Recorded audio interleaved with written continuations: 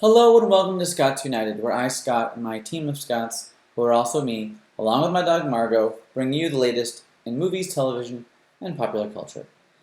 Last week we took a much needed break after the passing of my mother. I really want to take a moment to appreciate everyone who reached out, who sent their condolences, who gave some advice. We covered that last week, but this is our show and our little slice of fun, and so I think we're going to try and just pick up and carry on and, remember Mom in the fun that we like to share with everybody. So, on that note, we have some shows to talk about. So I've been checking out the newest and final season of Jessica Jones on Netflix. Marvel Comics adaptations that took Netflix by storm and are now all being canceled. So No more John Bernthal as the sexiest Punisher that ever was. it's not receiving a whole lot of fanfare since everyone knows that there won't be any more. But Kristen Ritter is really winning in the role of Jessica Jones. And to say about Jessica Jones, I know that Rachel Taylor, Patsy, her kind of adoptive sister character, who I like. I didn't think she was going to take on the mantle of Hellcat, even though she has Hellcat's powers, or some of them. I didn't think she was going to wear her comic book costume, because none of them do that. But it's like old hat now to show them wearing the costume and then being like, I'm not wearing this. Then don't bother. I don't know. And I just wish sometimes that these comic book properties on Netflix could have been a little bit more comic booky, A little less grit, a little more glitz. The show got a lot of well-deserved praise before because it dealt with trauma after abuse, and it really had a smart first season and a pretty strong second season. I think actually it's probably been the most consistent of the Marvel series, since I think Daredevil season 2 is kind of and Luke Cage I thought was pretty consistent too, in my opinion. Of course, nobody liked Iron Fist. Nobody. But when your show screams cultural appropriation, A common criticism rears its ugly head again with Netflix here. Do you really need 13 episodes? Especially this season, where the villain is just sort of a serial killer. They're leaning into Jessica Jones as detective, which is fine. I don't need, super crazy, powers for my Marvel properties, but it feels a little bit, I wish it would go out more with a bang. The new love interest in Jessica Jones is cute and all, and his powers are interesting, if sort of illogical. But what happened to the hunky single dad? They had him in one episode, but they threw him to the curb. I don't get it. it could be schedules. I think based off the season, it's probably more I don't deserve love, and they wanted to really push that, and having a perfect boyfriend tailor made for her kind of takes that away from that storyline.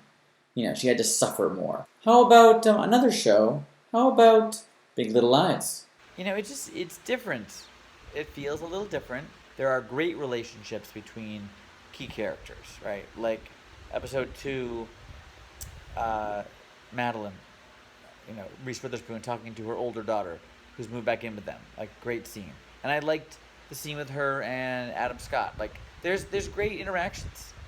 I gotta say though, I want to give credit to Will and Grace for making a joke 2 seasons ago about Meryl Streep being a bad idea, and it just pulls you out, and because it kind of does. Did they have Meryl Streep wearing a dental appliance where her teeth look bigger? Because something about her teeth seems off, which may be intentional to kind of give her a different face shape as Mary Louise. Am I crazy?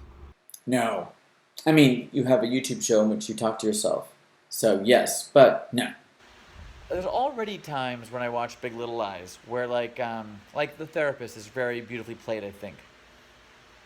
But once in a while I'll be like, that must be weird to be a working actress and then being like, I'm acting opposite Nicole Kidman. That must happen, because there's just big actresses in the show. And then, you're not going to land a Meryl Streep without it being a juicy role. And Mary Louise clearly is not just a mom, that's around once in a while, looking after the grandkids. She is central to this story, trying to uncover what happened to her son. But there's just a scenery chewery kind of feeling to it. With Meryl, I don't love it. And that wig, ugh. But carry on.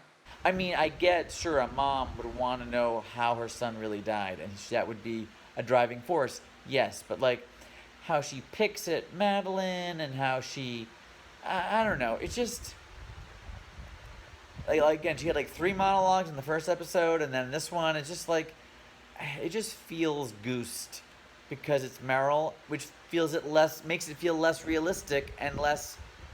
But maybe that's sort of, who cares, right? Who cares? It's essentially a soap opera now. It's these Big Little Lies. They have these amazing homes, and they're in Monterey, and they're all beautiful, and they have money, and maybe it's. But now I feel like, does that mean that the show is essentially dipping into being a soap opera, essentially? Yes, weren't you listening? Yes. I mean, because the first season, obviously, Nicole won the Emmy. I mean, there was a lot about abuse and trauma, and I think a lot of good stuff.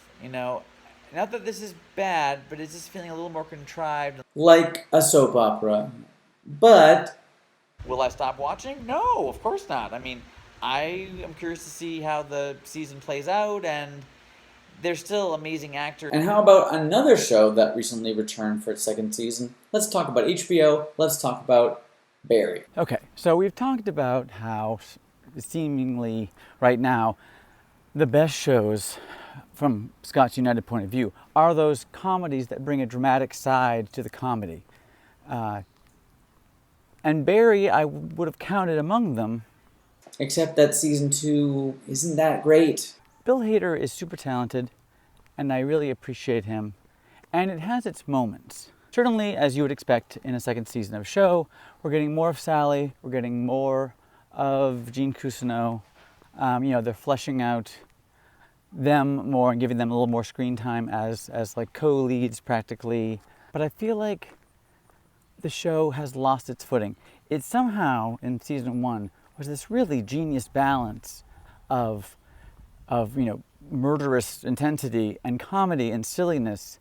Somehow, though, I think for me, season 2 just felt broader, like it was like broader comedy-wise, and like goofier in like stupid ways and not in ways that I thought were funny.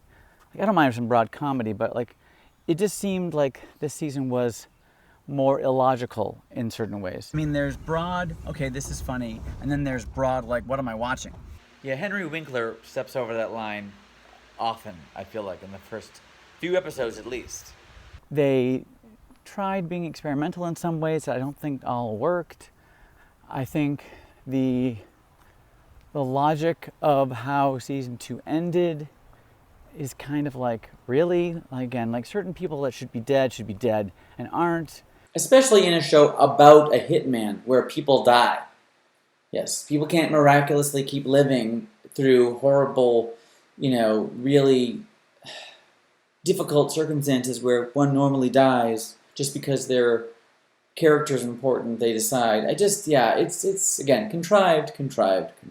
There is a season 3 coming, but I don't know that I care.